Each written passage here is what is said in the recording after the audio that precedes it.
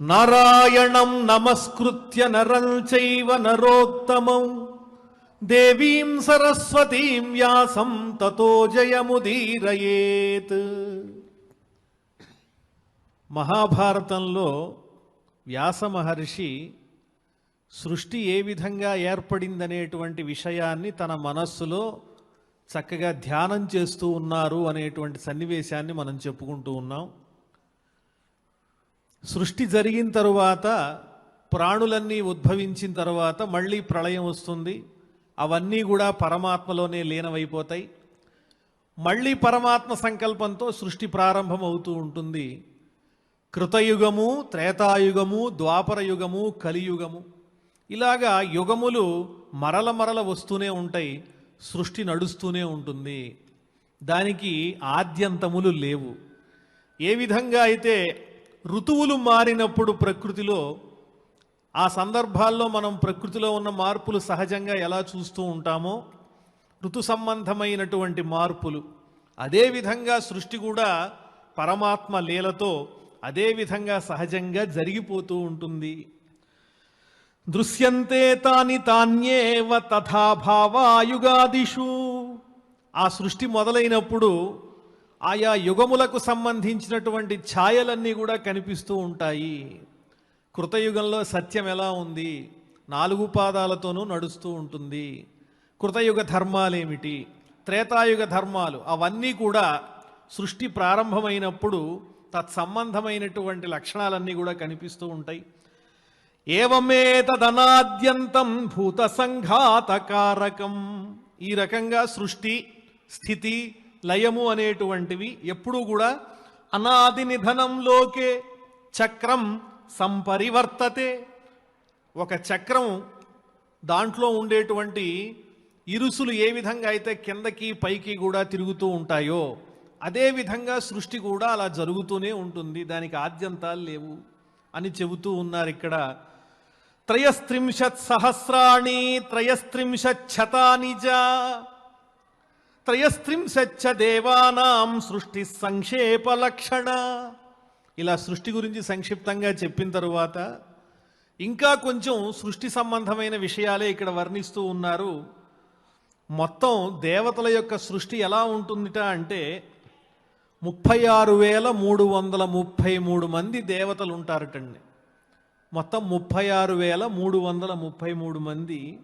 ఇది సంక్షిప్తమైనటువంటి సృష్టి విషయము అని వర్ణిస్తూ ఉన్నారు.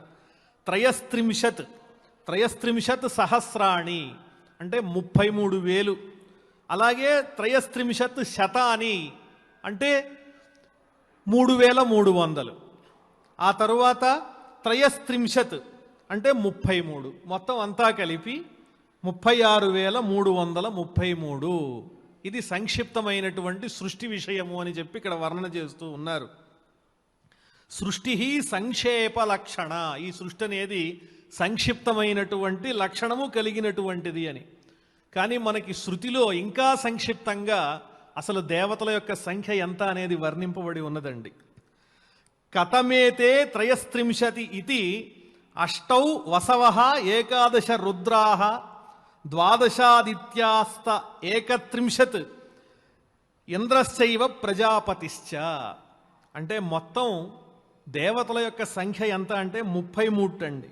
ఎవరు అంటే 8 మంది వసువులు, 11 మంది రుద్రులు, అలాగే 12 మంది ఆదిత్యులు. వీళ్ళంతా కలిపి మొత్తం 31 మంది అయ్యారు. ఇంకా ఇద్దరెవరంటే ఇంద్రుడు, ప్రజాపతి. ఇంద్రుడినే పర్జన్యుడని కూడా పిలుస్తారు. మరి చిట్ట చివర ప్రజాపతి అంటే ఎవరు అంటే యజ్ఞము. ఇలా 33 మంది దేవతా స్వరూపాలే ముఖ్యమై కనిపిస్తూ ఉన్నాయి. మరి ఇన్ని రకాలుగా ఎందుకండి మనం దేవతలు ఎంతమంది ఉన్నారు, ఇన్ని కోట్ల మంది ఉన్నారు అని చూస్తూ ఉంటామంటే అవన్నీ కూడా ఆ దేవతా స్వరూపముల యొక్క లీలలు, విభూతులు.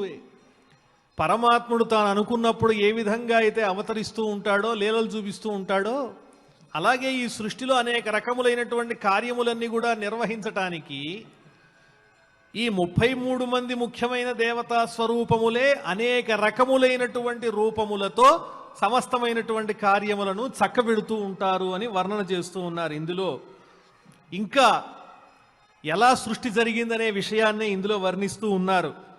దివఃపుత్రో బృహద్భాను చక్షురాత్మా విభావసు సవితాస రుచీకోర్క భాను ఆశావహో రవి. ఈ శ్లోకంలో పైకి మనకు కనిపించేటువంటి విషయాలన్నీ కూడా పేర్లులాగా కనిపిస్తాయి. బ్రహ్మ నుంచి ఉద్భవించినటువంటి సంతానాన్ని గురించి చెబుతూ ఉన్నారండి. దివఃపుత్రుడు బృహత్ భానువు చక్షు ఆత్మ విభావసు సవిత రుచీకుడు అర్కుడు భానువు ఆశావహుడు రవి అని చెప్పారు. ఇవన్నీ కూడా చూస్తూ ఉంటే ప్రత్యక్ష దైవమైనటువంటి సూర్యుని యొక్క పేర్లే ఇవన్నీ. ఆ సూర్యుని యొక్క తేజస్సులే అనేక విధాలుగా ఈ సృష్టినన్నీ కూడా నడిపిస్తున్నాయి అన్న విషయం ఈ శ్లోకం ద్వారా మనకి తెలుస్తుంది. ఇందులో మనం ప్రత్యక్షంగా పరిశీలించవలసినటువంటి చిన్న అంశం ఉందండి. దివఃపుత్ర బృహద్భాను చక్షురాత్మా విభావసు సవిత స రుచీక అర్క భాను ఆశావహో రవి అనేటువంటి శ్లోకంలో బృహత్ అనేటువంటి పదాన్ని మనం తీసుకుందాము. మొట్టమొదట బృహత్ అంటే అర్థమేమిటి అంటే శ్రవణేంద్రియానికి అది సూచనటండి. బృహత్ వ్యోమమయత్వేన శ్రోత్రమింద్రియముచ్యతే అంటే బృహత్ అంటే చాలా పెద్దది అని. అంత పెద్దదైనటువంటిది ఏముంది ఈ సృష్టిలో అంటే ఆకాశమే. ఆకాశం కన్నా పెద్దదైంది ఏదీ లేదు కదా.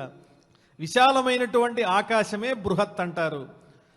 అలాగా వ్యోమమయత్వేన ఆకాశ స్వరూపమై ఉండటం చేత ఈ బృహత్ అనేటువంటిది దానికి ఏమి సూచన దాని నుంచి మనకి లభిస్తోంది అంటే శ్రవణము అనేటువంటి విషయం మనకు అర్థమవుతూ ఉన్నది. ఎందువల్ల శబ్దగుణకం ఆకాశం అని న్యాయశాస్త్రంలో చెప్పారు. ఆకాశానికి ముఖ్య లక్షణం ఏమిటి అంటే గుణం ఏమిటి అంటే శబ్దము. ఆకాశానికి గుణము శబ్దం. అందువల్లనే మనం చెవు ద్వారా వింటూ ఉంటాం. కాబట్టి ఇక్కడ బృహత్ అనేటువంటి పదంలో ఒక భగవంతుని యొక్క నామాన్ని ఇందులో సూచించినప్పటికీ కూడా అంతర్లీనంగా మనకు అర్థమవుతున్న విషయం ఏమిటి అంటే శ్రోత్రం ఇంద్రియముచ్యతే. ఇందులో శ్రోత్రం అనేటువంటి ఇంద్రియాన్ని తెలియజేస్తూ ఉన్నారు. ఇంకా రెండవదైనటువంటిది చూడండి, భాను అనే పదం ఉన్నది. బృహద్ భాను. భాను అంటే ద్రవ్యాణం భాసనాత్ భానుశబ్దేన ఉక్తం త్వగింద్రియం. సమస్తమైనటువంటి ద్రవ్యములను కూడా ప్రకాశింపజేసేటువంటిది భాను అనేటువంటి శబ్దంతో చెప్పబడుతుందిట. మరి దీనికి ఏ ఇంద్రియాన్ని చెబుతూ ఉన్నారు అంటే త్వగింద్రియం, చర్మము. ఆ చర్మమే త్వక్కే ఈ భాను అనేటువంటి దేవతా స్వరూపం ద్వారా మనకి తెలియజేస్తూ ఉన్నారు. ఆ తరువాత చూడండి చక్షు, మూడవది. చక్షు అంటే అందరికీ తెలిసినదే, ప్రసిద్ధం. చక్షు ప్రసిద్ధం. చక్షు అనేటువంటి దైవ స్వరూపాన్ని ఇందులో తెలియజేస్తూ చక్షు అంటే కన్ను అని అర్థం. ఆ కన్ను అనేటువంటి ఇంద్రియాన్ని ఈ శబ్దం ద్వారా మనకు తెలియజేస్తూ ఉన్నారు. మరి చక్షు ద్వారా చక్షు యొక్క రూపం గుణం ఏమిటి అంటే చక్షురింద్రియగ్రాహ్య గుణ రూపం. చక్షు అనేటువంటి ఇంద్రియం ద్వారా గ్రహించేటువంటిది ఏమిటి అంటే రూపము. ఆ తరువాత నాలుగవది చూడండి, చక్షు తర్వాత ఆత్మ అనేటువంటి పరమాత్మ యొక్క పేరు ఇందులో ఉచ్చరించారు. ఆత్మాతు ప్రేయస్త్వాత్ రసనేంద్రియం. ఆత్మ అంటే మిక్కిలి ప్రియమైనది. మిక్కిలి ప్రియమైనటువంటి దానికి ఇంద్రియాన్ని ఇందులో ఏం చెప్తున్నారంటే రసనేంద్రియం అని చెప్తున్నారు. రసనేంద్రియము అంటే నాలుక.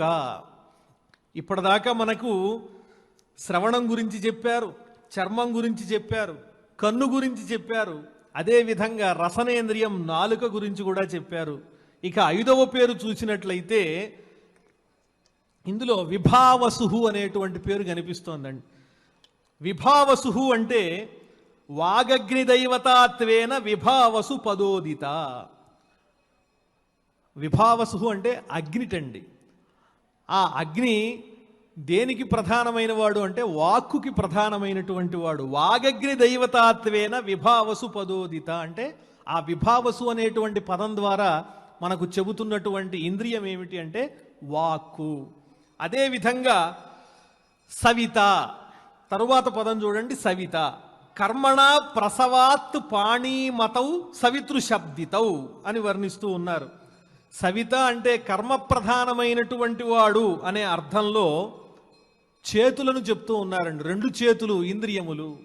కర్మణ ప్రసవాత్ పాణీమతౌ సవితృశబ్దితౌ అంటే కర్మ ప్రధానమైనటువంటిది కాబట్టి తదనుగుణమైనటువంటి రెండు చేతులు కూడా ఈ సవితృ అనేటువంటి దేవతా స్వరూపంతో మనకు అందిస్తూ ఉన్నారు. తరువాత అర్కః అనేటువంటి పదం ఉన్నది చూడండి. అర్కః విశిష్ట గతిమత్వాదపి అర్కః పాదేంద్రియం మతం.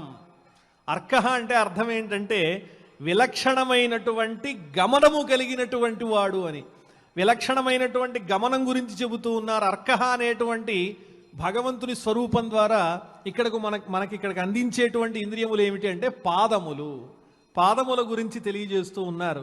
ఇంకా అర్కః అయిపోయిన తర్వాత రుచీకః అనేటువంటి పదం ఉన్నదండి. అందులో రుచీకము అంటే ఉపస్థస్యాత్ రుచీకాఖ్యః రుచాం సర్వాంగ తేజసాం. ఈ రుచీకం అనేటువంటి భగవంతుని యొక్క స్వరూపం ద్వారా ఏం తెలియజేస్తున్నారు అంటే గుహ్యమైనటువంటి ఇంద్రియాన్ని గురించి తెలియజేస్తున్నారు. ఆ తరువాత పదం ఆశావహ అనేటువంటి పదం ఉన్నదండి. ఆశావహము అనేటువంటి పేరు కలిగిన దైవ స్వరూపం ద్వారా మనకి ఇందులో ఏం తెలియజేస్తున్నారు? వాయు ఆశావహ ప్రోక్త భాసనాత్ అవనాచ్చ సహ. అందరినీ రక్షించేటువంటి వాడు, ప్రాణమైనటువంటి వాడు వాయువు కాబట్టి ఈ ఆశావహం అనేటువంటి పదం ద్వారా మనకు ఎవరిని తెలియజేస్తున్నారంటే వాయువుని తెలియజేస్తున్నారు. తరువాత భాను రవి అనేటువంటి రెండు దైవ స్వరూపాల యొక్క పేర్లు ఉన్నాయండి ఈ శ్లోకంలో. భాను రవిశ్చ ఉచ్యతేతౌ ఘ్రాణపాయు పదోదితౌ. ఇక్కడ భాను అన్నా రవి అన్నా ఈ ఇద్దరు దైవ స్వరూపాలకి కూడా భాను అంటే ఘ్రాణం. భాను అనేటువంటి దైవతా స్వరూపానికి మనకి ఇస్తున్నటువంటి ఇంద్రియం ఏమిటి అంటే ఘ్రాణంటండి, అంటే ముక్కు.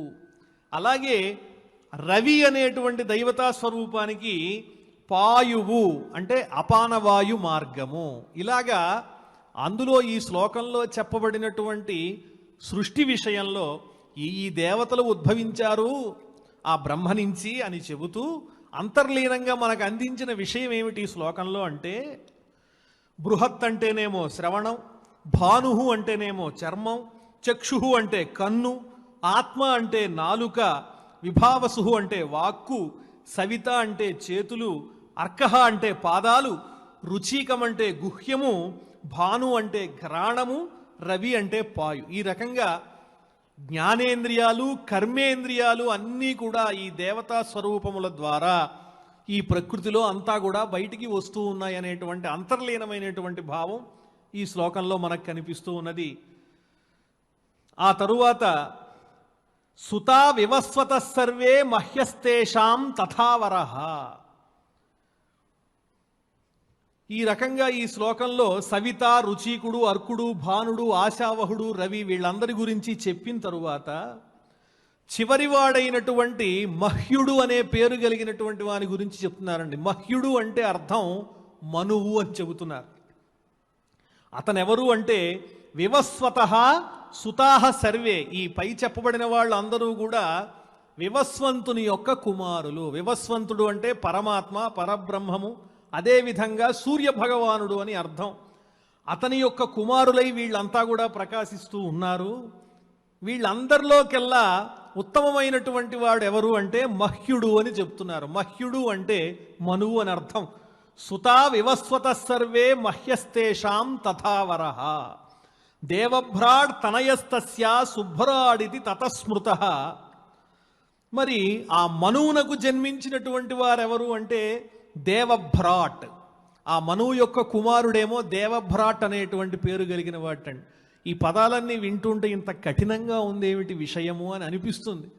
కానీ అంతర్లీనంగా మరి సృష్టి ఏ విధంగా జరిగిందో సంక్షిప్తంగా మనకు అందించటం కోసమే ఆయా పదాలు కొంచెం కఠినంగా ఉన్నప్పటికీ కూడా అందులో ఉన్న భావం మాత్రం మనం గ్రహించదగినటువంటిదే. దేవభ్రాట్ తనయస్తస్య శుభ్రాడితి తతస్మృతః. ఆ మనువు యొక్క మనువు దగ్గర నుంచి ప్రారంభమైనటువంటి సృష్టిలో మనువు యొక్క కుమారునిగా దేవభ్రాట్ అనేటువంటి వారిని చెబుతున్నారు. దేవభ్రాట్ అంటే పేరలా కనిపిస్తోంది, కానీ దాని అంతర్లీనమైన అర్థం ఏమిటి అంటే అహంకారము. దేవభ్రాట్ అంటే అహంకారం. అహంకారం అంటే నేనే చేస్తున్నాను, నేను అనుభవిస్తున్నాను అనేటువంటి భావాలు ఏవైతే ఉన్నాయో అది ఆ భగవంతుని తత్వం ద్వారా మనకు అందుతూ ఉన్నది. ఆ తరువాత దేవభ్రాట్ యొక్క కుమారుడు ఎవరు అంటే సుభ్రాట్ అండి. దేవభ్రాట్ తనయస్తస్య సుభ్రాడితి తతస్మృత. ఆ దేవభ్రాట్ యొక్క కుమారుడు ఎవరు అంటే సుభ్రాట్. మరి సుభ్రాట్ అంటే దేనికి అర్థము అంటే మనస్సునకు అర్థము. సుభ్రాట్ అంటే మనస్సు. ఆ మనస్సుని స్థిరంగా ఉంచుకోవాలి.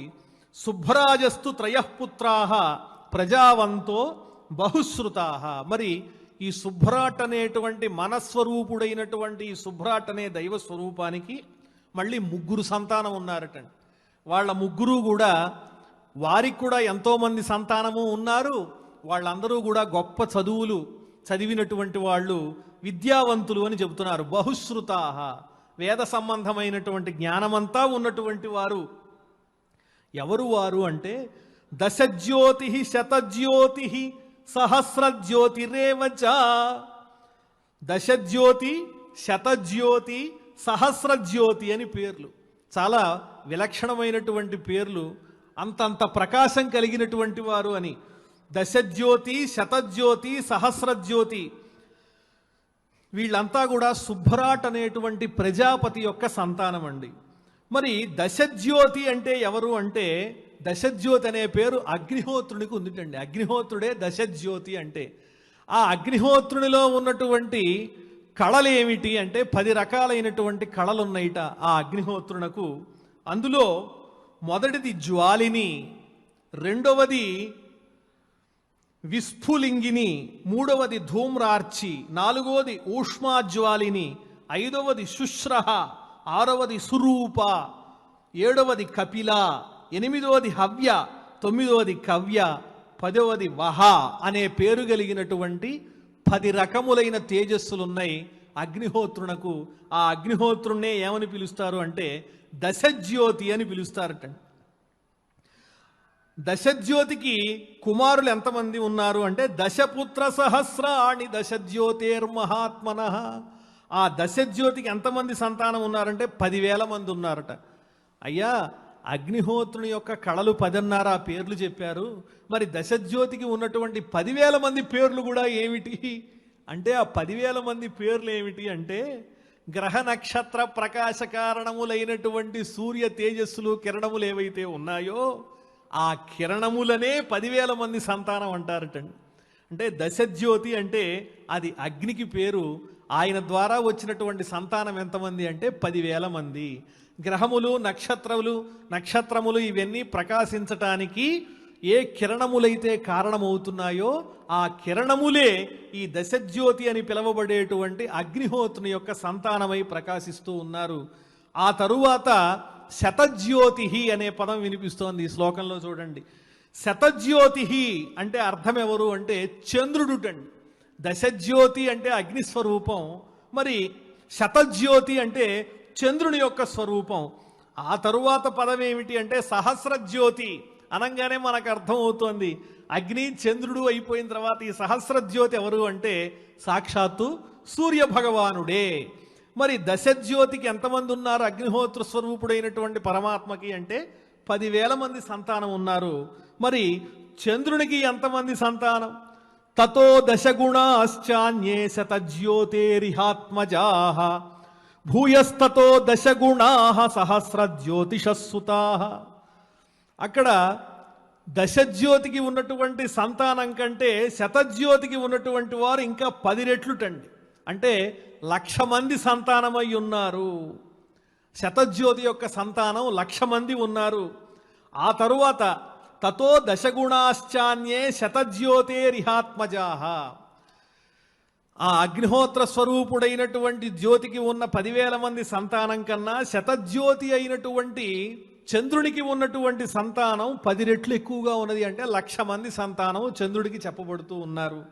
ఆ తరువాత సహస్రజ్యోతిషస్సుతాః, అంతకన్నా ఎక్కువ ఎవరికి ఉన్నారు అంటే సహస్రజ్యోతి స్వరూపుడైనటువంటి సూర్య భగవానుని యొక్క సంతానం 10 లక్షల మంది ఉన్నారటండి.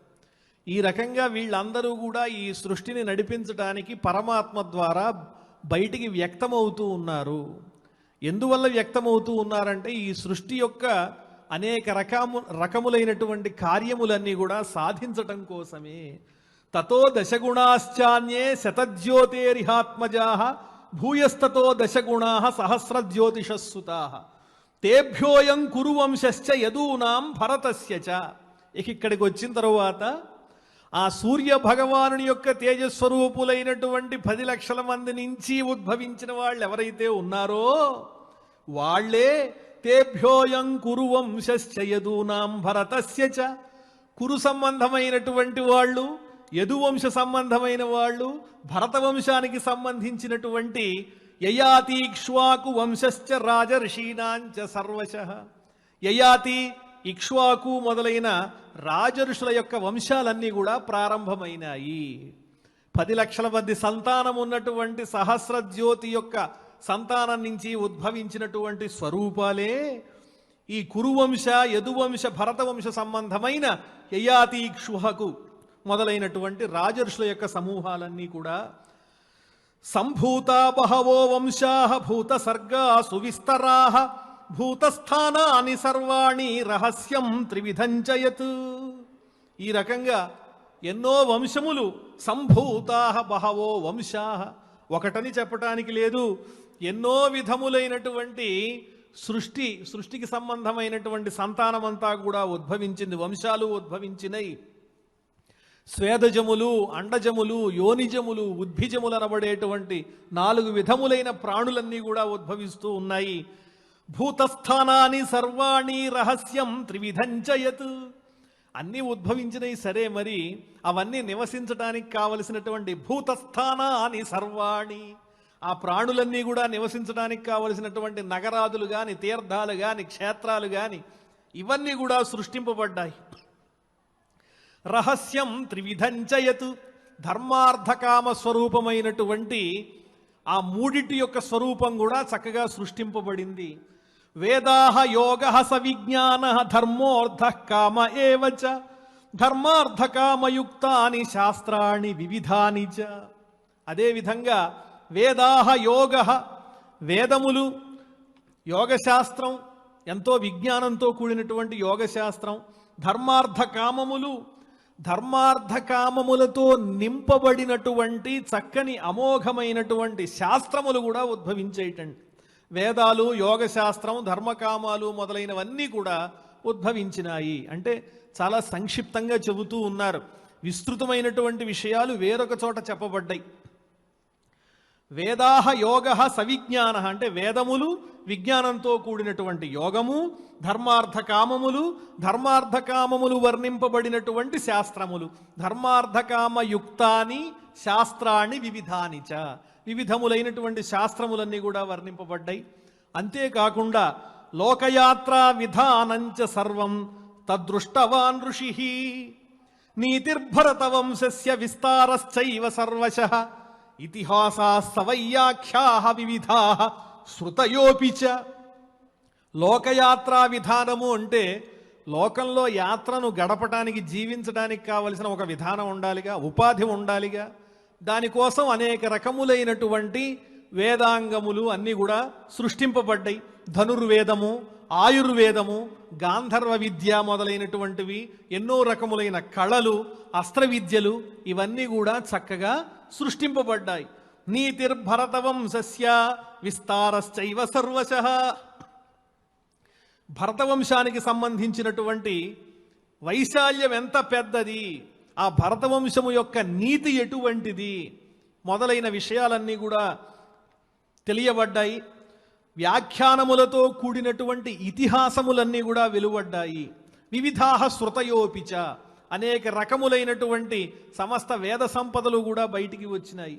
ఇతిహాసములంటే అర్థం ఏమిటి అంటే కేవలం కథలు కాదుటండి, జరిగినటువంటి చరిత్రల్ని ఇతిహాసములు అని పిలుస్తారట. అవన్నీ కూడా వెలువడ్డాయి. ఇతిహాసాః సవయ్యాఖ్యాః వివిధాః శృతయోపిచ. వేద సంపదలు, అనేక రకములైన వ్యాఖ్యానాలతో కూడినటువంటి చరిత్రలు ఇవన్నీ కూడా వెలువడ్డాయి. ఇహ సర్వమనుక్రాంతం ఉక్తం గ్రంథస్య లక్షణం సంక్షేపేణేతిహాసస్య తతో వక్ష్యతి విస్తరం. ఈ రకంగా భారతం యొక్క ప్రధానమైనటువంటి లక్షణం ఏమిటి అని ఒక ప్రశ్న వేసినట్లయితే దానికి సంబంధించినటువంటి సమగ్రమైన స్వరూపం అంటే ఇందులో లేనిది ఎక్కడా లేదు, అది ఎక్కడ వెతికినా కూడా దొరకదు. అది ఎక్కడన్నా ఉన్నది అంటే ఖచ్చితంగా భారతంలో ఉన్నదే. వేదములకు, స్మృతులకు, పురాణములకు వాదములు వస్తేనే ఆ వాదములను తీర్చడానికి ప్రమాణంగా ఈ భారత గ్రంథాన్ని స్వీకరిస్తారట. అంత బృహత్తరమైనటువంటి చక్కని ఇతిహాసం భారతం. ఈ ఇతిహాసాన్ని వేదవ్యాస మహర్షి సలక్షణంగా రచించారు. ఎలా రచించారు? విస్తీర్యైతత్ మహజ్ఞానం ఋషి సంక్షిప్య చాబ్రవీత్. విస్తారంగానూ తెలియజేశాడు ఆ మహర్షి, అలాగే ఎంతో సంక్షిప్తంగానూ తెలియజేశాడు. ఎందువల్ల ఇలా రెండు రకాలుగా తెలియజేస్తూ ఉన్నారు అంటే అది పండితులైనటువంటి వాళ్ళకి ఎంతో ఆనందాన్ని కలిగిస్తుంది. ఇష్టం హి విదుషాం లోకే సమాసవ్యాసధారణం మన్వాది భారతం కేజిదాస్తికాది తథాపరే. విదుషాం లోకే సమాసవ్యాసధారణం ఇష్టం హి. పండిత లోకంలో విస్తృతంగా చెప్పటము, సంక్షిప్తంగా చెప్పటము అనే ఈ రెండు విధానాలు కూడా ఎంతో ఇష్టమై ఉన్నాయి. కాబట్టి అన్ని వర్గముల వారిని అందరినీ కూడా ఆకర్షించి చక్కగా నీతిబోధ చేసి ధర్మ మార్గ ప్రవర్తకులుగా చేయటం కోసం ఇన్ని రకాలుగా ఈ భారతాన్ని ఈయన రచించారు. మనసులో ఊహిస్తున్నారు, అంతా దర్శిస్తున్నారు ఆయన. ఈ భారతాన్ని ఎంతమంది ఎన్ని రకాలుగా ప్రారంభం చేస్తారనే విషయాలు కూడా ఇందులో చెబుతూ ఉన్నారండి. మన్వాది భారతం కేచిదాస్తికాది తథాపరే. మనువు మొదలైనటువంటి మహారాజులు వీళ్ళందరూ జన్మించినటువంటి బ్రహ్మ సృష్టి నుంచి ప్రారంభించి భారతాన్ని ప్రారంభించేవాళ్ళు కొంతమంది అయితే, ఆస్తికాది తథాపరే. సర్పయాగం జరిగినప్పుడు దాన్ని ఆపు చేయటం కోసం జరత్కారువు యొక్క సంతానమైన ఆస్తిక మహర్షి యొక్క వృత్తాంతం దగ్గర నుంచి ప్రారంభించి భారతాన్ని చెప్పేవాళ్ళు మరికొంతమంది. మన్వాది భారతం కేచిదాస్తికాది తథాపరే. ఆ తరువాత తథోపరిచరాద్యన్యే విప్రాహ సమ్యగధీయతే. ఇంకొక చోట ఉపరిచర వసువు అనేటువంటి వసువు యొక్క చరిత్ర దగ్గర నుంచి ప్రారంభించి ఈ భారతాన్ని చెప్పేటువంటి వాళ్ళు మరికొంతమంది. ఎక్కడి నుంచి ప్రారంభించి ఎలా చెప్పినా కూడా అందులో ఉన్నటువంటి సారాంశం ఏంటంటే విశ్వ విజ్ఞాన సర్వస్వమే. తథోపరిచరాద్యన్యే విప్రాహ సమ్యగధీయతే వివిధం సంహితాజ్ఞానం దీపయంతి మనీషిణ.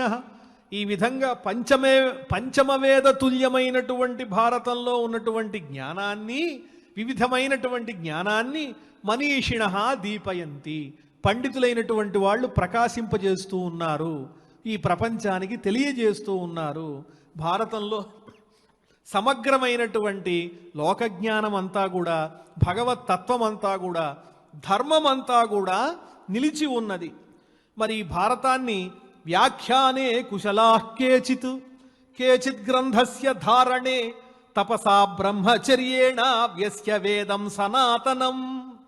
కొంతమంది భారతాన్ని వ్యాఖ్యానం చేసి 10 మందికి తెలియజేసి వాళ్ళందరూ వింటూ ఉంటే వీళ్ళు కూడా ఆనందించేటువంటి పండితులు కొంతమంది ఉంటారట.